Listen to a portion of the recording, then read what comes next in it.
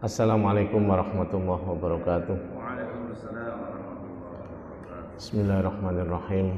Alhamdulillahirabbil alamin wa bihi nasta'inu ala umurid dunya waddin. Wa sallallahu ala sayyidina Muhammadin khatamin nabiyyin wa ala alihi washabihi ajmain, amma ba'd. Alhamdulillah kita bertemu kembali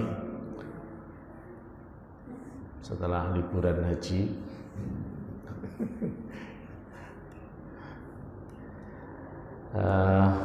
Terakhir kita membahas masih di peristiwa-peristiwa setelah perjanjian Hudaybiyah dan setelah terjadinya perang Mu'tah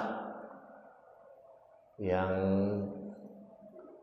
membawa pengaruh besar terhadap situasi dan aliansi antara suku-suku Arab, bahkan juga sampai ke suku-suku di Syam, karena perang Mu'tah itu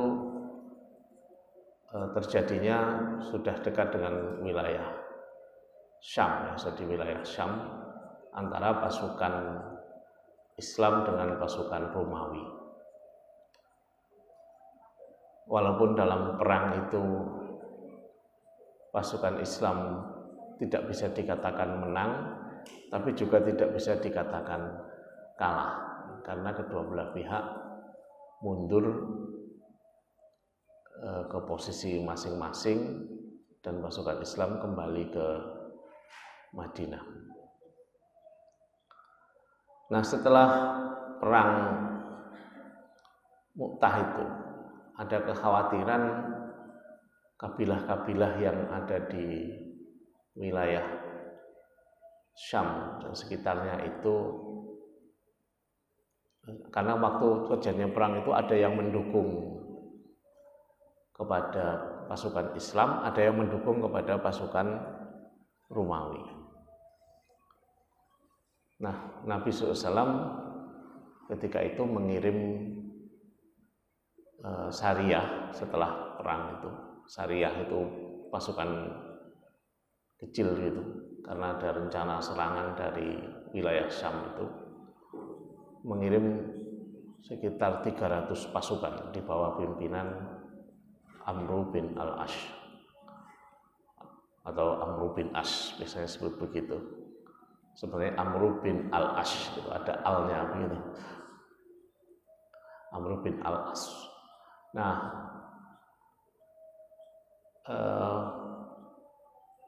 karena ternyata konsolidasi pasukannya cukup besar dari pihak musuh, maka Amr bin al-As ini meminta bantuan tambahan 200 pasukan berangkat. Nah, di 200 pasukan yang berangkat ini di sana ada Abu Bakar, ada Umar. Nah, kemudian berhasil memenangkan perang itu. Nah, ada satu peristiwa yang unik yang terjadi di Sariyah ini, yakni satu malam sang panglima perang itu junub. Nah, junub karena mimpi basah itu. Terus paginya itu dia memimpin sholat subuh, sementara tidak ada yang melihat dia itu mandi. Jadi tentaranya ini, pasukannya ini mengalami muskilat. Ini komandan saya gimana sih? Gitu kan? Dia katanya junub, tapi kok memimpin sholat subuh nggak pakai mandi. Nah, sampai di Madinah pada mengadu itu kepada Nabi, anak buahnya itu. Gimana itu Pak Komandan kok gitu? Komandan saya itu gimana ini? Maka Nabi manggil Amr bin As. Bener kamu memimpin sholat subuh sambil junub dalam keadaan junub gitu. Ditanya gitu. Jawabannya itu, karena Amr bin As ini diplomat ulung ya. Jawabannya itu gini.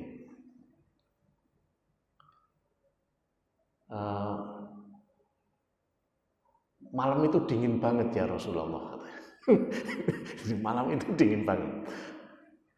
Saya pikir kalau saya mandi, saya bisa sakit itu. Jadi saya tayamum. Jadi saya tayamum. Terus, lah kok kamu ini berani melakukan pilihan itu? Iya, kata Allah di dalam Al-Quran, dia kemudian pakai dalilnya Al-Quran itu. Apa? Dalilnya itu, ajibnya dalilnya itu dalil tentang jual beli. Jadi kan kalau orang jual beli itu janganlah janganlah kalian mengambil harta sesama kalian dengan cara yang batil kecuali dengan perdagangan yang baik. Ya. Wala taqulu amwalakum bainakum bil batili illa an takuna tijaratan hadiratan tudiruna bainakum.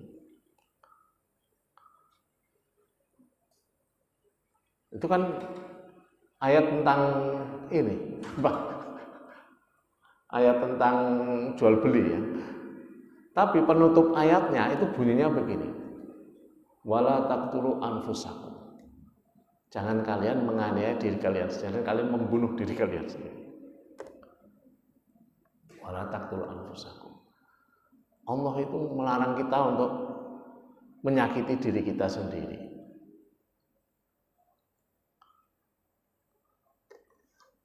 Tahu nggak apa yang dilakukan oleh Nabi SAW? Beliau hanya tersenyum. Beliau hanya tersenyum. Jadi ternyata dingin yang sangat syadidul bar, dingin yang sangat syadidul barid atau al-barid asyadid itu ternyata membolehkan orang tayamum. Karena khawatir dia tidak tahan ketika wudhu ngerges gitu ya. Nah, demikian pula orang yang sakit kalau dia berwudhu terus menggigil, itu dia boleh tayamum. Nah, dalilnya itu tadi ceritanya Amr bin As. Ya, berarti dia itu orang yang alim, ya kan? Dia bisa menggali dalil dari Al-Quran. Padahal dalil itu bicara tentang jual beli, bisa jadi dalilnya orang tayamum. Nah, ini menjadi satu kaidah di dalam fikih mengenai salah satu hal yang ditarik mengenai maqasidus syariah. Maqasid syariah itu hifdzuddin, hifdzun nafs, hifdzul aql, hifdzun nasl, hifdzul mal. Itu adalah tujuan pokok dari syariah ini. Itu adalah menjaga agama, menjaga kehidupan, ya, menjaga keturunan, menjaga harta,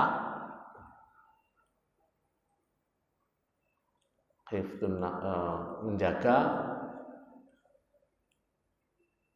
akal, ya, menjaga akal, hifdzul akal. Itu adalah maqasidus syariah, hal yang dituju oleh syariah. Nah, bahkan ketika terjadi pertentangan antara hifdzun nafs dengan hifdzuddin, itu dalam banyak hal hifdzun nafs ini didahulukan. Artinya Anda itu tidak akan bisa beribadah kalau Anda itu tidak hidup. Jadi hidup ini didahulukan daripada agama itu. Artinya apa? Hukum-hukum agama atau pokok-pokok rukun-rukun agama. Contohnya orang sholat, depannya ada ular berbisa.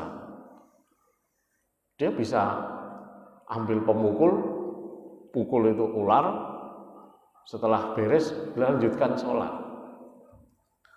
Maka melindungi nyawa itu penting, bahkan didahulukan dari mengikuti aturan agama. Sama seperti yang dalil yang dipakai oleh si ini tadi Amr bin Al-As. Kalau di kaidah fikih yang 5 itu ad-dararu yuzal, madharat itu harus dihilangkan. Kemudian kalau diturunkan levelnya itu adalah al-masyaqqatu tajlibut taisir. Masyaqqat itu menarik kemudahan. Nah, tapi kalau masyaqqatnya tidak ada, ya jangan cari-cari kemudahan. Misalnya normal-normal saja. Saya nggak mau wudhu, saya tayamum saja, ya tidak bisa. Karena situasinya normal-normal saja. Tapi kalau orang merasa berbahaya, kalau misalnya dokter mengatakan, kamu jangan kena air dulu ya sudah berarti tayamum. Nah, ini menunjukkan hifdzun nafs, itu didahulukan dari hifdzuddin dalam banyak hal. Makanya tidak boleh kita tidak memperdebatkan ketika dulu orang sholat disuruh berjarak, ya tidak diperdebatkan karena itu hifdzun nafs, didahulukan dari hifdzuddin. Dilarang ngumpul-ngumpul sehingga Jumatan menjadi tidak boleh. Nah, itu hifdzun nafs. Nah, ternyata ada beberapa contoh dari para sahabat dan itu dibenarkan oleh Nabi SAW. Buktinya Nabi tidak marah-marah ke Amr bin Al-As ini, tapi memang dibenarkan dia. Nah, itu syariah ke wilayah daerah namanya As-Salasi yang memunculkan peristiwa itu. Nah, selanjutnya kita menuju kepada yang sudah juga kita sampaikan sebelumnya, bahwa orang-orang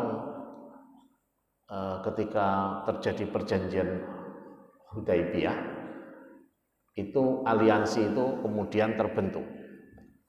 Nah, di wilayah antara Mekah dan Madinah itu ada 2 suku yang besar. Nah, 2 suku yang besar itu, yang pertama adalah suku Khuza'ah, yang kedua adalah Bani Bakr. Kebetulan secara wilayah suku Khuza'ah ini lebih dekat ke Madinah, Bani Bakr lebih dekat ke Mekah, sehingga secara persekutuan mereka juga memilih begitu. Khuza'ah memilih mendekat ke Madinah kepada Nabi SAW. Bani Bakr memilih mendekat ke Mekah. Walaupun orang-orang Bani Khuza'ah ini tidak otomatis masuk Islam. Jadi orang-orangnya sendiri tidak kemudian otomatis masuk Islam. Jadi tidak otomatis disebut Muslim atau masuk Islam, nggak harus begitu. Tetapi mereka mengadakan perjanjian keamanan dengan Madinah. Bani Bakr mengadakan perjanjian keamanan dengan Mekah. Nah, memang salah satu butir dari perjanjian Hudaibiyah itu adalah mengatakan bahwa suku-suku yang ada di wilayah antara Mekah dan Madinah itu dipersilahkan untuk memilih memihak kepada siapa. Kemudian serangan dari satu pihak kepada pihak itu bisa dianggap serangan kepada atau dianggap sebagai pelanggaran terhadap perjanjian Hudaibiyah, yakni apabila pihak yang berjanji ini, yakni antara Madinah dan Mekah ini, itu terlibat langsung terhadap perang ini, terhadap perseteruan mereka. Nah, kebetulan ketika Bani Bakr dengan suku Khuza'ah ini memang punya dendam lama, punya permusuhan yang lama, dua suku ini.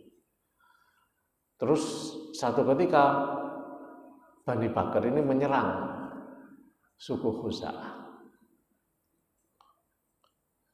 Nah, ketika menyerang itu ada keterlibatan langsung dari orang Mekah untuk mendukung Bani Bakar. Nah, kebetulan yang terlibat ini adalah Suhail. Nah, mungkin bapak-bapak masih ingat Suhail ini orang yang pertama kali menguji perjanjian Hudaybiyah. Jadi kan ketika perjanjian Hudaybiyah itu baru saja ditandatangani, baru saja distempel, baru saja ditandatangani, itu anaknya Suhail ini ingin ikut Nabi SAW. Dia memutuskan masuk Islam, ingin ikut Nabi SAW. Tapi sama Suhail ditahrik, dipukuli di depan para sahabat. Ini ujian pertama dari perjanjian Hudaybiyah. Karena kan salah satu di antara bunyinya itu kan kalau ada yang pergi ke Mekah dari Madinah, memilih untuk pergi ke Mekah, maka dia tidak wajib dikembalikan ke Madinah. Tetapi kalau ada orang Mekah yang masuk ke Madinah, memilih untuk ikut Nabi SAW, wajib dikembalikan ke Mekah. Itu yang sampai bikin Umar itu protes. Nah, sampai Umar itu, Anda ini benar-benar Rasulullah, sampai tanya kayak gitu. Nah, itu si Suhail ini itu ujian pertama itu, karena anaknya mau ikut nggak bisa, diseret kembali masuk ke Mekah. Nah, Suhail inilah yang terlibat langsung, yang teridentifikasi jelas terlibat langsung dalam penyerangan Bani Bakar ke suku Khuza'ah. Maka itu adalah pelanggaran dari perjanjian Hudaybiyah. Nah, setelah pelanggaran ini, maka orang-orang Bani Khuza'ah itu, ya ini si Amr itu akhirnya lari menghadap kepada Nabi SAW di Madinah. Bahkan kemudian disusul oleh Budail. Budail itu juga temennya di Khuza'ah mengadu. Kenapa? Karena banyaknya korban di pihak Khuza'ah akibat serangan itu. Ada sekitar 20 orang yang terbunuh dari suku Khuza'ah. Nah, setelah mengadu kepada Nabi, maka Nabi kemudian meminta para sahabatnya untuk mengirimkan surat kepada Mekah. Surat itu memberikan 3 opsi. Opsi pertama adalah agar Bani Bakar itu membayar tebusan, membayar denda atas korban-korban dari pihak Bani Khuza'ah. Pilihan ini sangat kecil kemungkinannya diambil. Kenapa? Jumlah korbannya cukup besar. Kalau jumlahnya korbannya cukup besar, ganti ruginya juga besar. 20 itu banyak. Ya, kalau hukum di Diyat itu kan memerdekakan 20 budak. Satu orang kan merdeka seorang budak. Atau bayar fidyah. Fidyahnya kan besar juga kalau orang meninggal itu. Tebusannya besar. Jadi ini kemungkinan kecil diambil karena suku ini pasti tidak mau rugi sebesar itu. Nah, opsi kedua itu adalah Mekah memutuskan perjanjian keamanannya dengan Bani Bakar. Ini juga sulit. Bani Bakarnya pasti nggak mau, ya kan? Wah, sudah enak-enak beraliansi kok, suruh lepas, gitu kan? susah. Secara politik juga susah. Tapi pilihan yang diberikan itu proposalnya 3. 1, Anda bayar tebusan, Anda bayar denda, bukan tebusan, Anda bayar diat untuk korban-korban di suku Khuza'ah. 2, atau ini bukan dan ya, atau itu pilihan nanti. Atau aliansi putus antara Mekah dengan suku Bani Bakr ini. Pilihan ketiga, siap-siap perang. Nah, tentu saja pilihan ini tidak disukai oleh Mekah. Ya. Karena pilihan ini di proposalnya disampaikannya ke Mekah, karena mereka dianggap melanggar perjanjian Hudaibiyah. Nah, pilihan tidak disukai. Kondisi Mekah waktu itu secara ekonomi sudah jauh terpuruk karena kabilah-kabilahnya banyak dihadang oleh syariah-syariah dari Madinah sebelum perjanjian Hudaibiyah itu. Kemudian mereka butuh aliansi. Sehingga proposal itu ditolak. Jadi jawabannya itu adalah ditolak dan dengan nada yang cukup sinis begitu ya. Tapi setelah penolakan itu, orang-orang Mekah baru sadar bahwa konsekuensinya adalah perang dan mereka tidak siap untuk perang. Pertama tadi secara ekonomi sudah terpuruk, kedua jumlah orangnya juga sudah jauh menurun karena banyak yang masuk Islam selama periode 2 tahun perjanjian Hudaibiyah itu. Jadi posisinya tuh setelah sadar, oh iya gitu kan, oh iya. Nah ini terjadi. Nah, Anda bisa lihat itu aliansi-aliansi itu ternyata dari dulu ada. Zaman sekarang juga ada perang dengan model aliansi begitu ya. Begitu diserang terus ngadu ke begitu dirudal ngadu ke kota-kota kami hancur, tolong kami. Nanti apa? Mbahnya datang bawa bom B2. Zaman sekarang juga ada model begitu. Tapi ini yang mengadu bukan yang salah, yang di sini yang mengadu yang benar, karena dia dilanggar perjanjian. Kalau zaman sekarang kemarin itu kebalik, yang nyerang yang ngadu. Kalau ini kan yang diserang yang ngadu. Ini yang nyerang yang ngadu. Nah, kemudian Nabi SAW sendiri sudah menyampaikan kepada kepala suku Bani Khuza'ah, Anda akan kita bantu. Anda akan kita bantu. Nah, setelah mereka sadar kekhawatiran perang yang besar itu, maka buru-buru Mekah ini mengirim utusan. Utusannya juga adalah kepala sukunya, yakni Abu Sufyan. Nah, Abu Sufyan ini orang yang cerdas, orang yang pintar. Dia juga ahli diplomasi, karena dia memang pemimpin besar. Ya.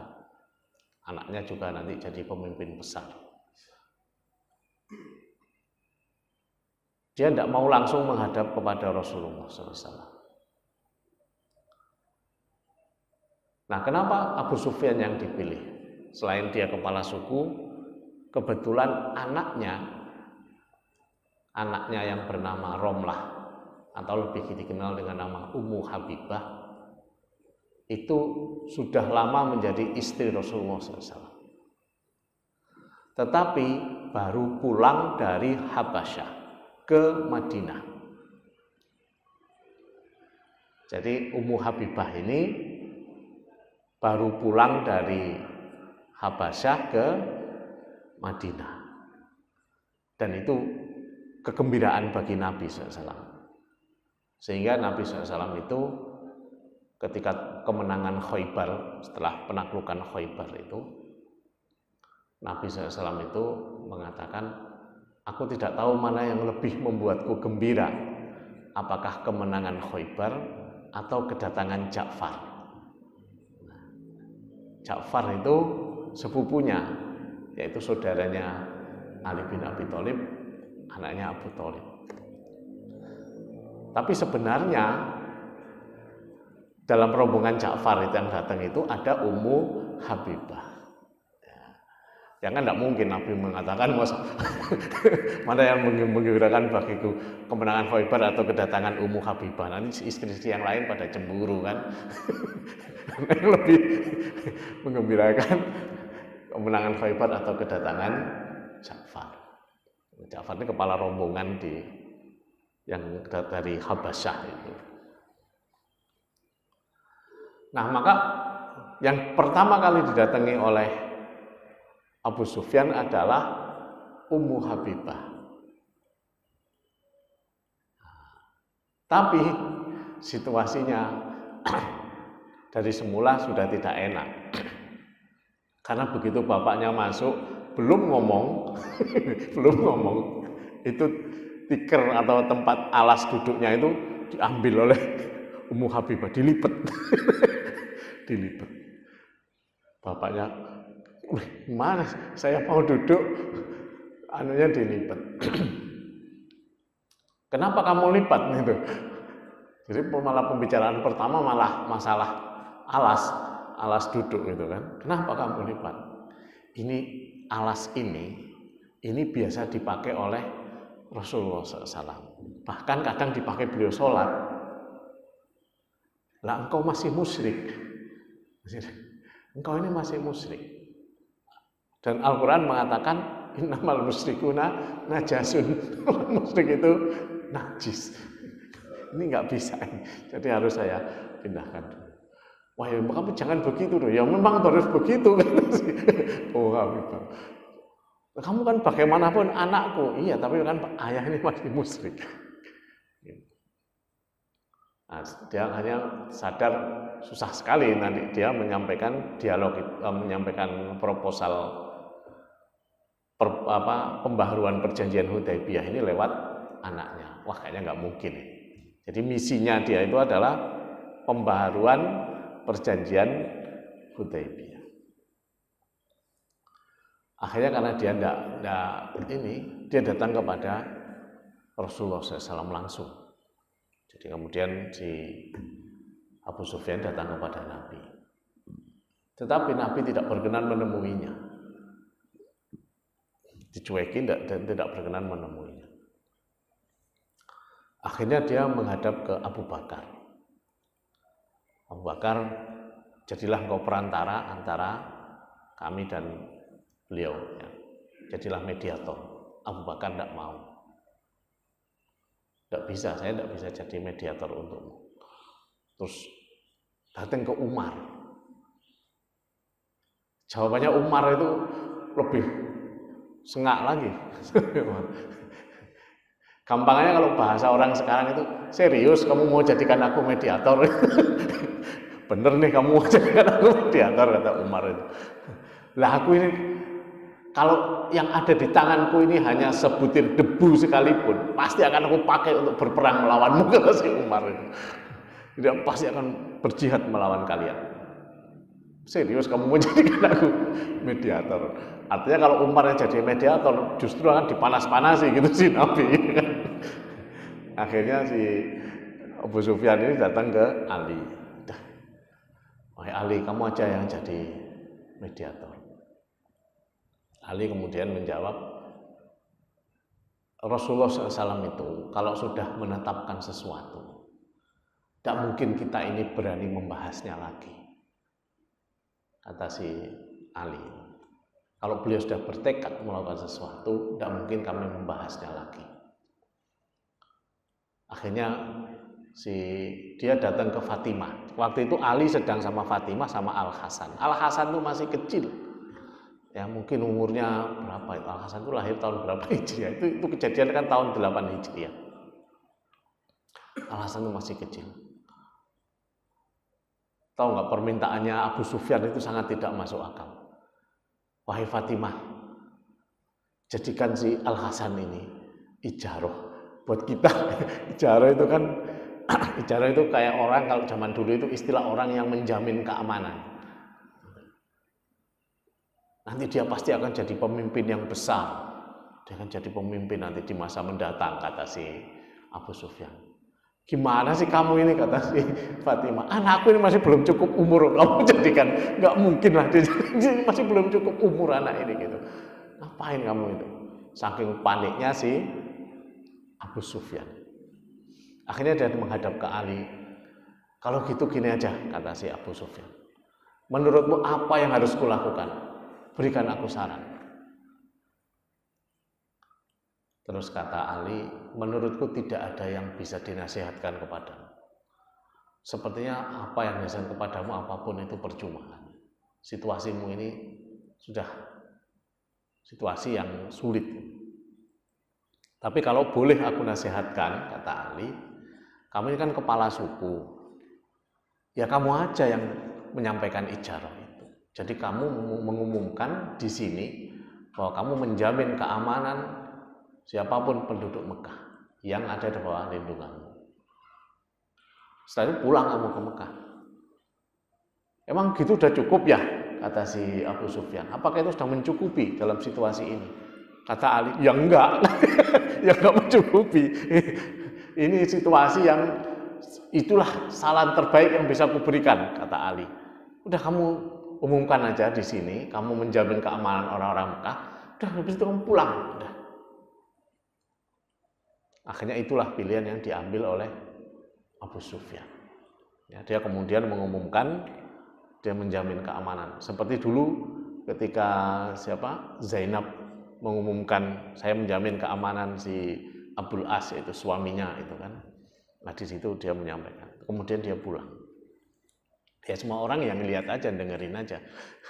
Ini orang apa kayak orang putus asa gitu kan. Nah terus Nabi SAW kemudian memerintahkan orang-orang bersiap. Memerintahkan orang-orang bersiap untuk melakukan serangan ke Mekah. Tapi Nabi SAW itu tidak mengatakan bahwa mereka akan pergi ke Mekah.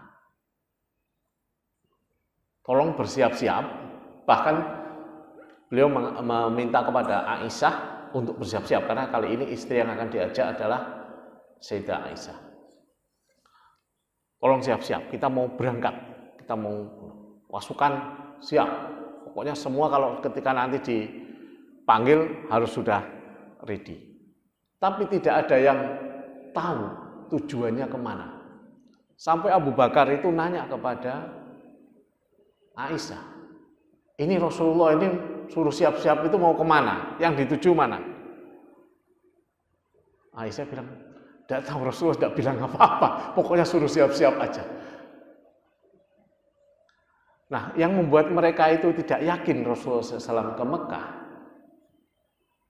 adalah karena Rasulullah SAW mengutus salah seorang sahabatnya bersama dengan 8 orang itu untuk pergi ke arah yang tidak menuju arah Mekah. Kalau dari Madinah ke Mekah itu kan ke selatan, ya. Nah ini enggak, suruh pergi ke barat atau ke timur gitu, sehingga tidak ke arah Mekah. Kok Nabi ngutus utusan untuk melakukan pengamatan tapi tidak menuju ke Mekah? Ini mau yang dituju mana ini? Jadi, nah kenapa Nabi SAW melakukan itu? Karena beliau ingin misi ke Mekah ini dirahasiakan. Dan kenapa itu terjadi? Ada alasannya. Alasannya adalah ketika berita itu kemudian benar-benar bocor. Jadi ini ada kebocoran intelijen begitu. Sehingga sebagian sahabat itu mulai kasak kusuk. Kasak kusuk. Ini kayaknya ada misi besar menuju ke Mekah. Tahu nggak apa yang dilakukan oleh sebagian sahabat? Ada yang kemudian bikin surat, kirim surat ke Mekah. Sahabat itu namanya Hatib. Khatib ini kemudian bikin surat ke Mekah memperingatkan akan ada serangan dari Madinah. Itulah mengapa Rasulullah SAW ingin persiapan itu dirahasiakan. Arahnya tidak diketahui orang. Nah, untungnya malaikat Jibril itu ngasih tahu kepada Nabi SAW bahwa Khatib itu kirim surat ke Mekah. Jadi dia itu menyuruh seorang wanita namanya Sarah. Ya. Sarah. Saya jadi ingat Sarah ini sama dengan nama siapa? Ada yang tahu nama Sarah? Istrinya Nabi Ibrahim alaihissalam. Itu istri Nabi Ibrahim itu Sarah, namanya Sarah itu cantik sekali. Itulah kenapa banyak orang Barat itu suka ngasih nama, mereka suka dengan nama itu. Jadi banyak orang Barat itu namanya Sarah, ya kan? Coba enggak, pasti banyak orang Barat namanya Sarah.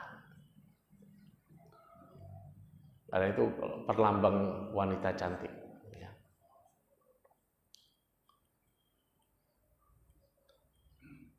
Di kita juga banyak sih, ya. Di Muslim juga banyak ya, namanya Sarah. Ya, kalau perempuan namanya Sarah itu kesannya jadi kurang Muslim gitu ya. Padahal itu nama istri Nabi Ibrahim alaihissalam. Nah, tapi di sini dia wanita ini bukan wanita yang cantik, kebetulan yang dikirim oleh Khatib ini kebetulan dia bukan wanita yang cantik. Kenapa? Karena dia sudah tua waktu dikirim. Dia sudah tua. Jadi ini nenek-nenek itu. Nah, kenapa dia pakai nenek-nenek? Ya supaya nggak diketahui. Jadi tidak ada orang tahu Khatib itu bikin surat dikirim lewat nenek-nenek namanya Sarah. Maka Nabi SAW memerintahkan Umar, Ali, juga Ammar bin Yasir dan beberapa orang itu untuk ngejar Sarah ini tadi. Kejarlah, dikejar itu kena di tengah jalan si Sarah ini. Terus ditanya, mana barang bawaannya, diperiksa semua, tidak ketemu itu surat. Bener kamu enggak ngaku dia. Si Sarah enggak ngaku.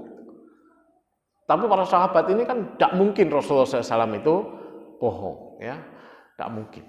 Apalagi beritanya pasti datang lewat wahyu kan, atau lewat malaikat Jibril. Tidak mungkin ini bohong ini si Nabi. Tapi dicari tidak ketemu barang itu. Surat itu nggak ada di barang bawaannya si Sarah. Akhirnya ya sudah, kita balik saja, kata si Umar. Tapi Ali tidak mau balik. Tidak mungkin. Nabi itu tidak mungkin bohong. Pasti ada di dia. Akhirnya Sarah itu ditahan sama Ali, nggak boleh pergi. Jadi mereka itu lama tahan-tahanan di situ. Si Sarah. Akhirnya si Sarah ini nggak tahan juga. Ya. Apalagi ditekan terus, disindir terus, akhirnya nggak tahan juga.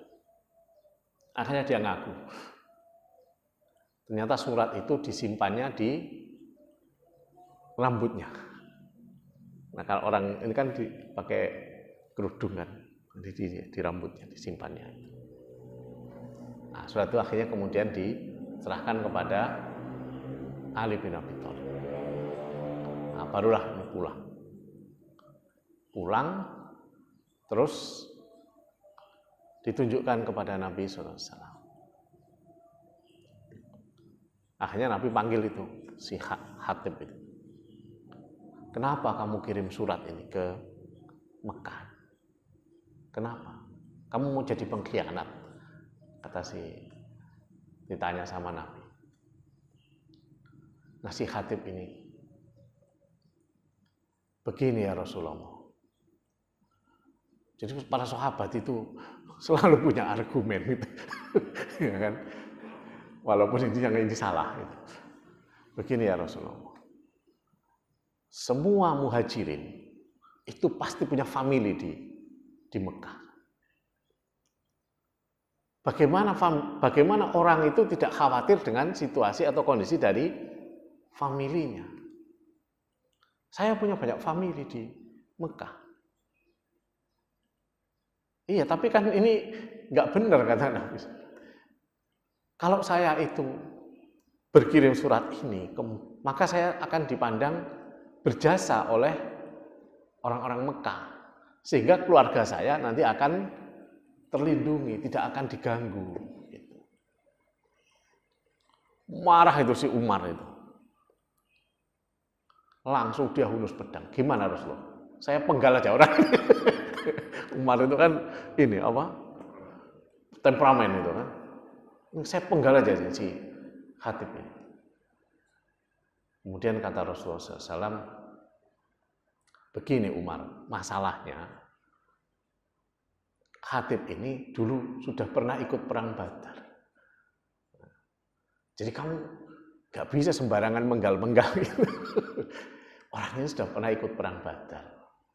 Sedangkan Allah Subhanahu wa Ta'ala itu sudah berkata kepada para ahli Badar ini, "I'malu ma syi'tum." Udah kamu mau lakukan apa saja itu, aku sudah mengampuni kalian. Coba itu kayak apa itu? Jadi Nabi itu serba salah di situ. Itulah mengapa ahli Badar itu. Ahli Badar itu ada juga yang terlibat pembunuhan Utsman loh, pada peristiwa pembunuhan Utsman bin Affan. Tetapi karena sudah ditetapkan seperti itu, jadi tetap aja mereka ini golongan yang selamat.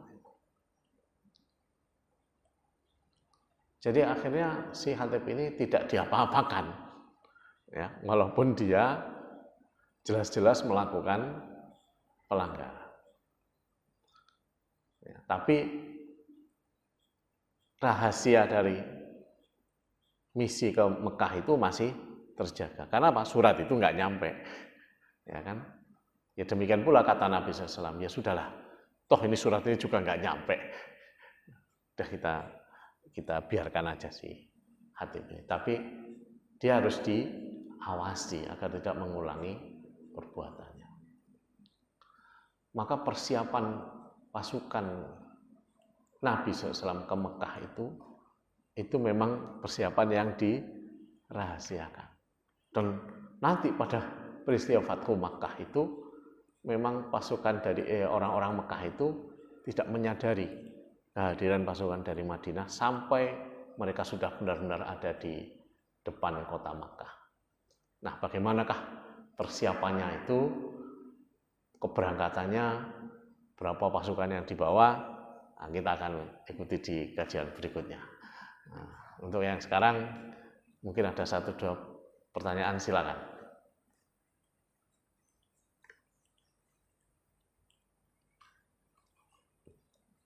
Ada yang nanyain. Assalamualaikum Tat. Saat itu apakah Muawiyah bin Abu Sufyan sudah muslim atau belum ya? Muawiyah bin Abi Sufyan itu masuk Islam pada tahun 6 Hijriah. Jadi sudah masuk Islam. Muawiyah sudah menjadi penulis wahyu. Kenapa Abu Sufyan nggak datang ke anaknya yang laki-laki itu aja ya? Mungkin dia kan nggak ada hubungannya. Dia seperti hubungan Nabi dengan istrinya, kan dia menganggap jauh lebih dekat istri dong daripada ini. Apalagi Muawiyah kan baru masuk Islamnya. Kalau Ummu Habibah ini dia masuk Islam sejak rombongan hijrah ke sebelum hijrah ke Habasyah, itu Ummu Habibah ini sudah masuk Islam. Suaminya itu sudah Islam juga, walaupun suaminya itu akhirnya mati dalam keadaan kafir, ya, karena suaminya kan kemudian masuk Kristen kan di Habasyah itu. Ada kisahnya, kenapa malah murtad suaminya Ummu Habibah? Ya itu yang unik gitu ya. Jadi suaminya ini itu masalah pergaulan. Ya, masalah pergaulan. Nah, pergaulan ini memang penting ya. Jadi masalah pergaulan. Jadi dia itu karena banyak bergaul dengan orang Nasrani, ya, melihat kemajuan-kemajuan yang ada di Habasyah itu dari orang-orang Nasrani itu. Kemudian dia tertarik dengan itu. Dan zaman itu kan larangan khamr itu kan belum saklek. Ketika di Mekah itu kan larangan khamr itu kan di Madinah yang sudah final itu kan. Karena belum saklek itu masih ini suka mabuk si suaminya ini, suka minum. Dan itu menjadi komunitas kan di sana kan. Ya begitu, disitulah setan lebih mudah bermain. Ya.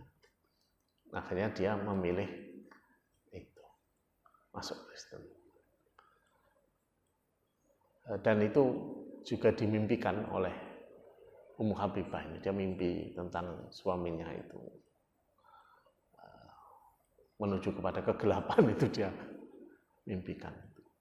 Makanya mereka bercerai di Habasyah. Itu pergaulan. Ya kalau imannya kuat, sahabat kalau imannya kuat, ya pasti tidak begitu ya. Tapi ini berarti imannya dia kurang. Mungkin karena masuk Islam juga baru, terus kemudian terpengaruh dari situ. Dan konsep Islam juga masih belum sempurna kan. Di masa Habasyah itu masih, di situ tantangannya memang sangat berat. Mungkin ada lagi yang lain. Mu'tah, Pak. Bukan mut'ah, Pak. Mu'tah. Nanti kalau mut'ah bahaya. Itu kan dikatakan tidak ada yang menang dan yang kalah. Ya. Tapi kalau nggak salah jenderal yang saya kanan itu kan terbunuh. Akhirnya kan mereka menahan diri. Tapi beritanya kan memang yang menang pasukan Muslim. Sebenarnya begini, jadi ceritanya perang Mu'tah itu kan dikatakan menang itu juga nggak bisa. Karena apa? Kalau perang itu diteruskan, itu pasukan Islam pasti kalah itu. Bukan karena strategi atau apa, karena jumlahnya yang terlalu jomplang. Kalau di buku-buku sejarah Kristen itu, pasukan mereka itu dikabarkan cuman berapa ya? Mereka tidak mau ngakui sih kalau jumlahnya besar. Tetapi di buku sejarah-sejarah Islam itu jumlahnya itu ada yang cerita 100 sampai 120.000 pasukan kafir itu. Sementara pasukan Islam itu cuma 3.000. Sampai si Khalid bin Walid itu kan panglimanya gugur satu demi satu. Sampai Khalid bin Walid itu yang ketika itu dipaksa menjadi panglima, dia sebenarnya bukan panglimanya, tapi kan dipaksa menjadi panglima. Itu membuat strategi pasukan yang sebelah kanan suruh pindah ke kiri, pasukan yang di belakang suruh pindah ke depan. Setiap hari begitu. Karena perang itu berhari-hari gitu ya. Terus dia meminta pasukan dari satu pasukan khusus untuk membuat debu di belakang garis pertempuran, seolah-olah ada pasukan baru yang datang. Dan setiap ada 50 pasukan masuk ke barisan, mereka suruh teriak gitu. Allahu Akbar, Allahu Akbar. Jadi akhirnya seolah-olah Islam ini selalu kedatangan pasukan yang baru, dan komandan pasukan kafir itu kayaknya ini bukan pasukan yang kemarin, ini pasukan yang baru lagi. Gitu. Nah, itu yang kesan yang diterima oleh pasukan kafir. Sehingga ketika sebenarnya Khalid itu ingin menarik mundur pasukan. Nah, ketika pasukan ini mundur, orang-orang komandannya pasukan kafir ini tidak berani. Mereka masih punya pasukan besar di belakang sana. Nanti kita dijebak kalau kita masuk ke mengejar mereka. Nah, sehingga perang itu dikatakan nggak ada pemenangnya, karena ini sebenarnya penarikan mundur pasukan. Tapi secara politis itu kemenangan, secara politis. Karena apa? Madinah sudah berani menantang superpower, gitu. Sudah berani menentang imperium yang besar. Ya, mungkin kalau kemarin itu Iran lawan Israel itu, Iran itu secara politis menang gitu. Walaupun secara perang itu kan nggak bisa dikatakan menang ya, karena sama-sama hancur kan. Di Iran juga hancur, di Israel juga hancur gitu kan. Yang menang siapa coba? Kan nggak bisa disimpulkan. Tapi kita bisa mengatakan bahwa secara politis Iran itu menang telak gitu. Ya mungkin situasinya seperti itulah gambarannya.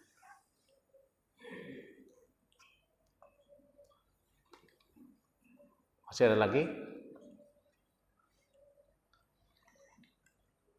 Saya cukup ya. Kita bisa lanjutkan di pengajian berikutnya. Semoga bermanfaat. Mari kita tutup dengan doa. A'udzubillahi minasyaitonirrajim. Bismillahirrahmanirrahim. Alhamdulillahirabbil alamin. Allahumma shalli wa sallim ala sayyidina Muhammad wa ala sahbihi wasallam. Allahumma iftah qulubana futuhal arifin. Allahumma zidna ilman nafi'a wa amalan mutaqabbala wa rizqan halalan wasi'an mubarakan thayyiba. Allahumma rzuqna fahman nabiyyin wa hifdzal mursalin wa ilhamal malaikatil muqarrabin wa inna bil ilmi wa zayyina bil hilmi wa jammilna bit taqwa wa akrimna bis salamati wal afiyati bi rahmatika ya arhamar rahimin. Rabbana atina fid dunya hasanah wa fil akhirati hasanah wa qina adzabannar. Wa sallallahu ala sayyidina Muhammad wa ala sahbihi wasallam. Alhamdulillahirabbil alamin.